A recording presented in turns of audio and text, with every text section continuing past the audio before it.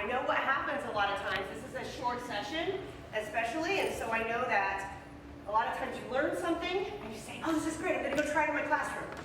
And you get back to your classroom, and now you know what questions to ask, right? So I know how that is, and so I'm serious when I say, feel free to email me, feel free to tweet at me and ask me questions. And what I tell teachers is that actually helps me, because then I know if I get the same question enough times, I should probably write a blog post about that. Or I should probably make a screencast explaining how something is done. So definitely feel free to reach out. So my name is Katherine Goyette. I am an Educational Technology and Integrated Studies Consultant with Tulare County Office of Education. So I basically work with school districts and training teachers and administrators in integrating technology in the classroom. And I insist on being in classrooms to make sure that this actually works. Prior to that, I was a coach at a single school site for elementary, and I taught K1, 2, 5, and 6. So just so you kind of have a background about me, and I'm from Central California, not the California that you all may be thinking of, Hollywood, LA, San Francisco. I'm from rural California, and so this is a CV Tech Talk. You all might have gotten a sticker about that. That's a Twitter chat and hashtag that I co-founded. But if you look at that image there, that's an aerial shot of my county, not the California you may be thinking of.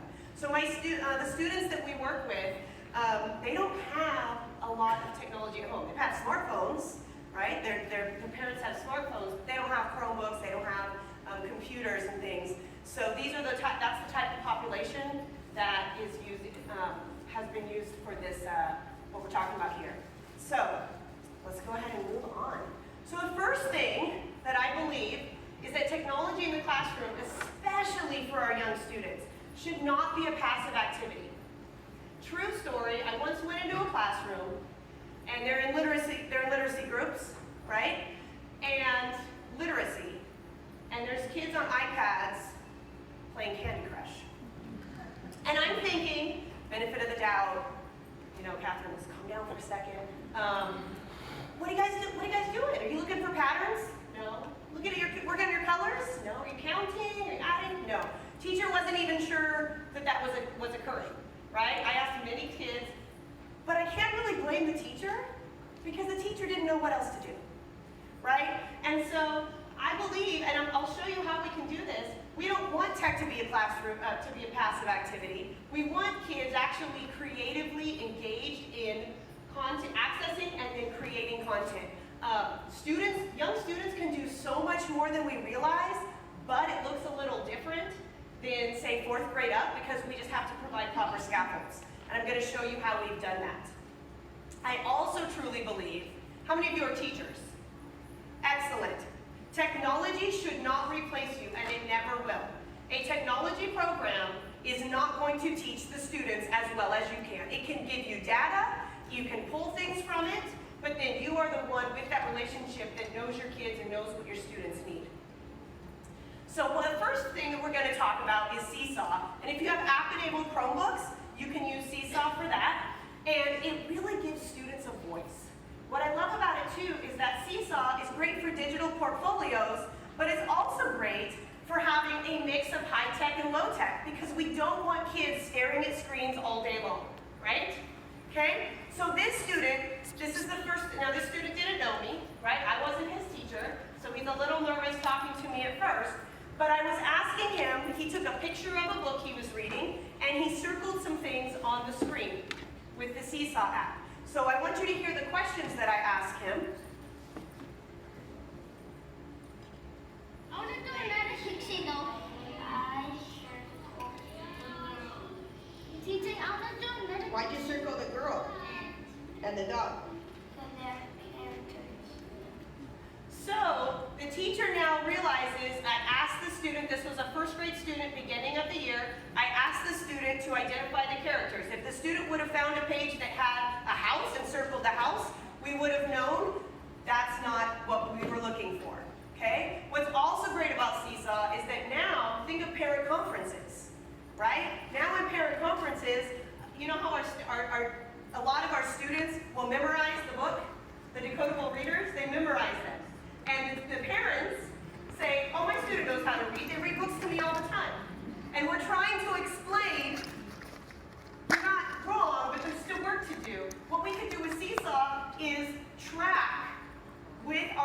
monitor the picture, take a picture of the book and then track it, and we'll know if those students are actually making that correspondence.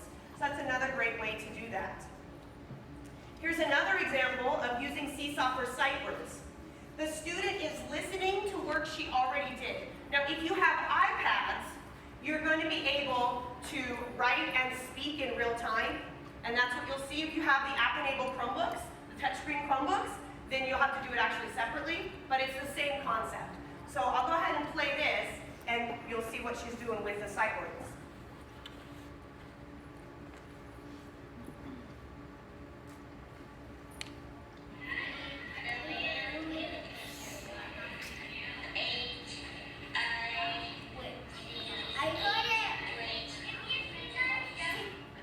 So how many times do we say, go write your sight words, but we don't know if they even know what sight word they're writing. This way we can hear that not only do I know what the sight word's saying, I also know the letters. And I'm practicing speaking and writing simultaneously. So I'm activating multiple parts of the brain. Now you may be thinking, this all sounds great, Katherine, but I have kindergartners or I have preschoolers. What if the kids can't log in?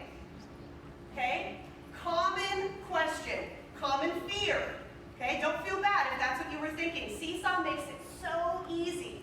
There is a single QR code for your class that Seesaw makes for you and you just print it out. So, this is first graders, and so what they did was they scanned, this is the first time they'd ever used Seesaw. They they were working on the CK ending. So they wrote a sentence in their journal first with a word with the CK ending. Then they took their journal, went over to the QR code, scanned the QR code, it takes them to the class. Then they take a picture of their journal because it's still important for kids to write, correct? We don't want first graders, kindergartners, even second graders typing all the time. They need a mix, okay? So they take a picture, then they draw circling the CK ending words, and then they record their voice reading it.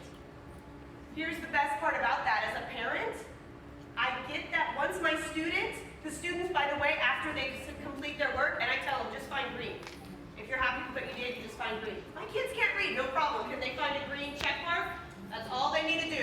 You don't like it, push the red X, right? Students that are not yet readers can do this, okay? So they went ahead and did that, and then what happened was automatically they'd say they want to submit the work, so they find their name. Now I had preschool teachers say, my kids don't know how to read their name. No problem. No problem. You can actually change the avatar next to the student's name to their picture. Can they find their picture? I hope so. Okay? So the login process is super, super simple. It's awesome. Who's heard of book snaps? Love book snaps. If you haven't heard of book snaps, check out #BookSnaps on Twitter. Look up Tara Martin. She's amazing, and she talks about all the brain research behind book snaps as well. This was tweeted out. It's a kindergarten teacher I work with that wanted to take the concepts of book snaps. You take a picture of something and you annotate it and you add some images, things like that. So she wanted the student to identify the characters in the book. And so again, they found the page that had a character and wrote directly on the screen. So that is all done using Seesaw. All right, so here's another thing we can do. Are you guys afraid of letting your kids go on the big bad internet, especially YouTube? Okay?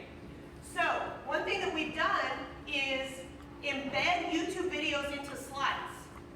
Because when you embed a YouTube video into Google Slides, then what happens is you don't see all the ads on the sides, the suggested videos, and it doesn't take you to the next video that's after it. If you're in Google Classroom and you use the add a YouTube video, you use that button, does anyone know what happens? Has anyone experienced this? The kids are watching it, it goes to the next video, and the next video, and the next video. And all of a sudden your first graders or second graders are sitting at their listening station for the whole time and they never responded in writing to anything. So this way, it's only that one video. You can even click on it, click on video options, and crop it. So that they're only watching a specific portion. Now what you'll notice is, this first slide told them what to do. Because in slides, you can layer images on top of each other. So if I'm not yet a reader, all I have to do is find the arrow, the transparent circle, and click. I know where to click. That's all I have to do, right?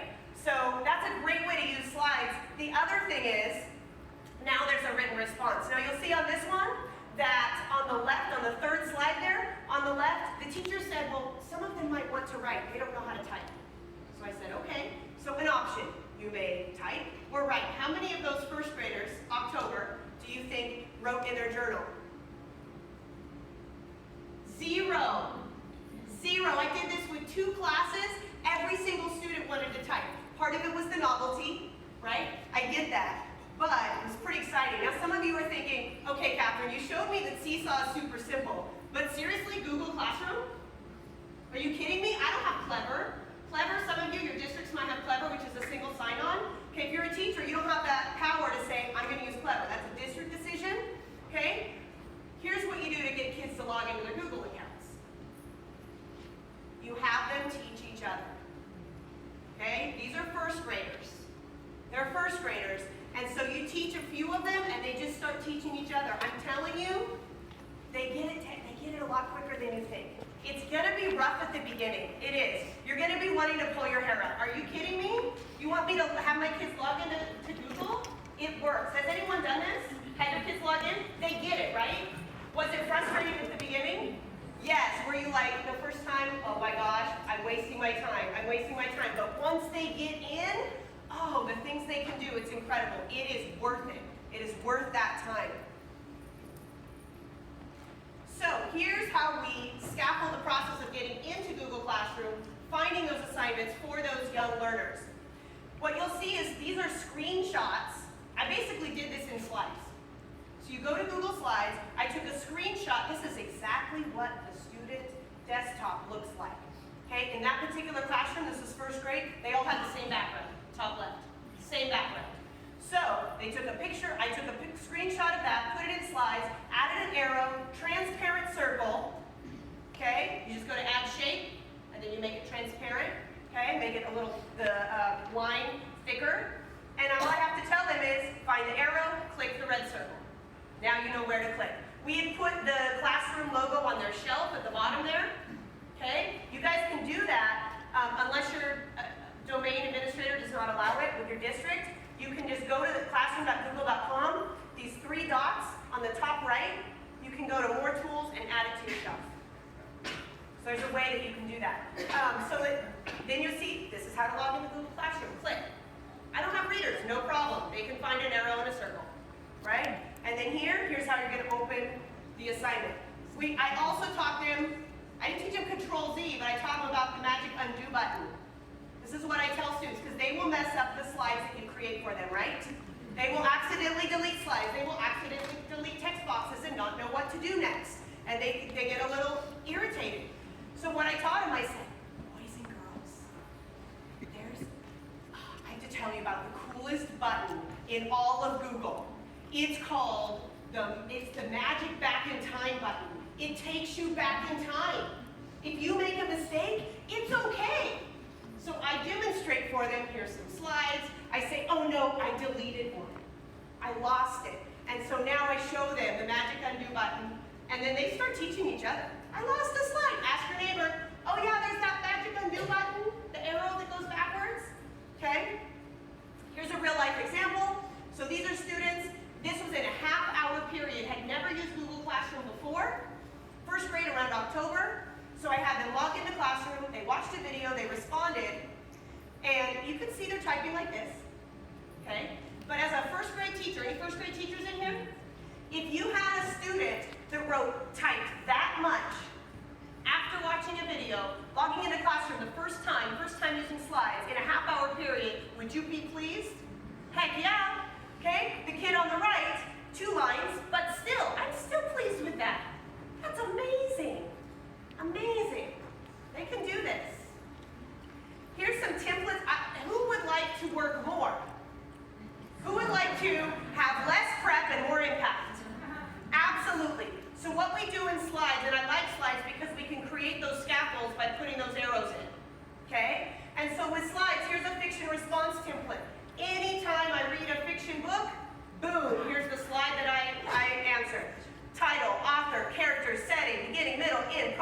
solution. Okay? The second to last slide, I believe it is. Yeah, because it's right before the thank you. In this slide deck has resources for you. If you click on it, it's right underneath a sandbox. You click on resources, you will have access to a folder that has some of these templates so you don't have to start from scratch. Okay? You can make a copy of those, keep them, edit them, do whatever you want with them. So that'll be there for you. Once you do that with Classroom, of course, the teacher can see all the work in real time. Some teachers will start writing comments. The kids love that. They love it when they see their teachers start writing comments to them, right? But you can also use it, you can use student work as exemplars so that you have those teachable moments, right? So here's an example of a teacher that was doing that. You guys like animated GIFs? Students love animated GIFs. This gets them to write. How many of your students say, I don't know what to write? But I don't know what to write, teacher, right? You give them an animated GIF, and all of a sudden the creativity goes. Write a story about this dog right here, right? They love it. So there is, on my YouTube channel and on my website, you will see a video where I go through the process of how to insert an animated GIF into slides. I have another video that talks about how to insert a YouTube video into slides. And I have yet another one that teaches you how to add an assignment to Classroom that has slides in it, just like we're doing right here. Okay? So you will be able to rewind me if I go too fast, because it's a video. Okay? So that's a resource that will be helpful may be helpful for you if you're not quite sure. If you say, yeah, that looks really fancy, Katherine, I can't do that. Okay? So they love these. They just love them. Here's some real life examples. There are first graders learning about the zoo. These are all animated GIFs. It's a screenshot, so you can't see them moving, but the kids saw them moving. Okay? There was a second grade where their district writing prompt was going to be a time you got hurt. So they wanted to scaffold the process. The kid falls into the hole. The kids are laughing. They open up the assignment, they just start laughing. And then, of course, they have topic, sentence, first, next, then last, closure. Right? So we're scaffolding that writing process because organization in writing, very difficult for students, right? Very difficult. Okay? Anyone use color coding for organizing writing? Okay? I even have middle school English teachers that now do this. Because they want to make sure you have a topic sentence or even a paragraph, right? Different paragraphs and things like that, right? Okay, and then once you get this down, it gets real fun. Anyone heard of screencasting? Okay, so screencasting is going to record what's on your screen if you choose to an image of yourself and your voice. So kids can now read what they wrote and it's recorded. This is on screencastify.com. It's an extension that you guys can download. It's all one word, Screencastify. So when you're ready to level up like Mario up there in the top left, this is what you do. The kids love it, and all of a sudden they're becoming YouTubers, right? Okay, one more idea. This was not my idea, but I think it's the coolest thing ever, so I have to share it, okay? I heard this from some librarian. I wish I knew who because I'd love to give this person credit. They said, okay, let's take those Google Slides book reports essentially that we did, and let's have the kids screencast it. So there's a video. We're going to then put it on YouTube, and then we're going to make a QR code of that, and we're going to paste that QR code to the book they read. Some of you are like, that's too much for me, and that's fine. You can stop listening. But some of you are like, oh my gosh, totally not my idea, but I have to share. So then in your classroom library, your student goes over, scans the QR code, and learns from another student why they should read the book. Pretty cool, right? All right. Here are the resources on this last slide before the thank you slide. Thank you very much. I will take questions, though. We have some time for questions.